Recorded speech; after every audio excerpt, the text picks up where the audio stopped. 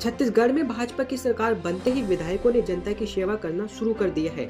मामला वैशाली नगर क्षेत्र का है, जहां विधायक रीके सैन ने दुर्ग के सर्किट हाउस में आबकारी और राजस्व के अधिकारियों की बैठक लेकर सख्त दिशा निर्देश देते हुए कहा, अवैध कारोबार और कब्जे को लेकर स्वतंत्र रूप से अधिकारी क्षेत्र में कार्रवाई करें।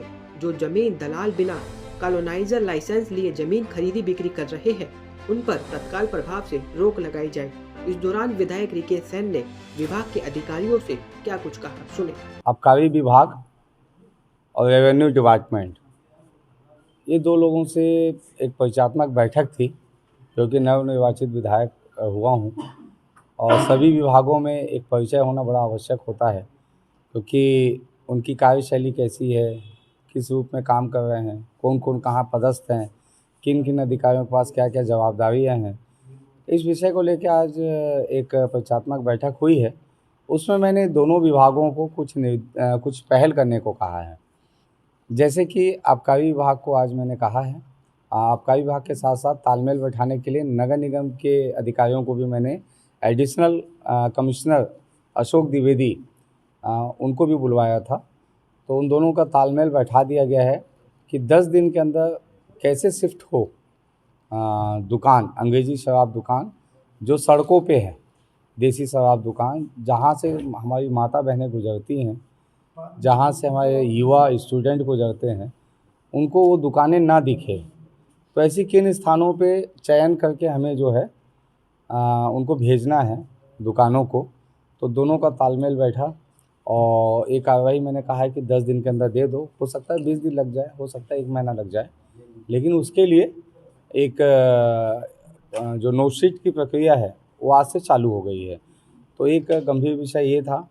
दूसरा, सभी बार संचालकों को एक नोटिस जाएगा कि जो बार नीति है, जो शराब नीति है, जिसके तहत आपको बार का लाइसेंस दिया गया है, उसको किसी भी प्रकार का कोई भी दुरुपयोग ना हो। आप अगर शराब पिला रहे हैं तो आपको बार के अंदर शराब पिलाना है, न कि आपको शराब बेचना है। आप बोतल जो बेच देते हैं वो नहीं बेचना है। कई बार से कंप्लेन आ रही है कि वो जो है कोचिया का शराब पिला रहे हैं। तो उन दुकानों को सील करने के लिए मैंने कहा है, जैसी जांच में पाया जाता है तो तत्काल सील किया जाएगा, गुमास्ता अनुज्ञप्ति लाइसेंस सब रद्द कर दिया जाएगा। अगर कोई बार संचालक किसी व्यक्ति को बार से बाहर गाड़ियों में, 4 व्हीलर में कोई शराब सप्लाई करता है तो उस दुकान को तत्काल सील करने के निर्देश और सील करने का पहल, और साथ में उनके खिलाफ आपराधिक प्रकरण दर्ज करने के लिए मैंने कहा है। तो उस दिशा पे और आपको जल्द रिजल्ट दिखेगा। और कोई ऐसे संचालक, होटल संचालक, ढाबा संचालक जिसके पास बार का लाइसेंस नहीं है, वो बार के लाइसेंस का दुरुपयोग ना करे। और वो जो नहीं है अगर मान लो, तो वो वहाँ पे पिला नहीं सकते। तो जैसी वो सूचना हमको आबकारी विभाग नगर निगम को देगा तो उस दुकान का भी गुमास्ता अनुज्ञप्ति और साथ में उस होटल को सील करने का काम होगा। और जिसके पास बार का लाइसेंस है, उसमें नियम ये कहता है कि जो व्यक्ति वहाँ पे स्टे किया हुआ है, जो व्यक्ति उस होटल में स्टे किया हुआ है, उसे ही आप शराब पिला सकते हैं। ना कि अगर कोई दूसरा व्यक्ति गया और जाके रूम खुलवा दिया, रूम खुलवा के जो वहाँ पे पीने लगा, तो ऐसी स्थिति अगर किसी भी होटल में अगर दिखी तो उसका भी गुमास्ता लाइसेंस, अनुज्ञप्ति लाइसेंस और बार लाइसेंस रद्द किया जाएगा, उस होटल को सील कर दिया जाएगा।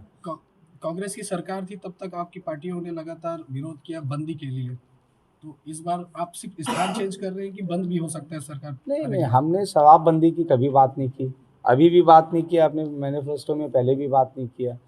हम चाहते हैं कि शराब का अवैध कारोबार ना हो।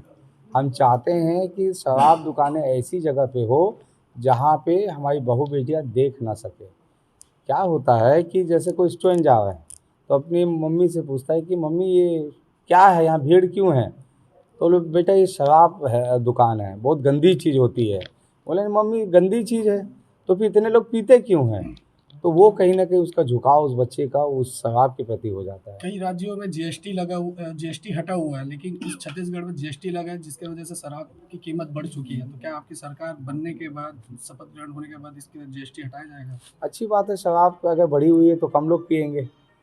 तो ये इस पे अभी शराब नीति बनेगी, इस पे मैं कुछ भी कहूँगा ये जल्दबाजी होगा। अभी मुख्यमंत्री जी का शपथ होगा, हमारे आबकारी मंत्री बनेंगे, हमारे सेक्रेटरी रहेंगे, तो बैठ के कैबिनेट में शराब नीति को लेके कोई ना कोई बड़ा निर्णय होगा।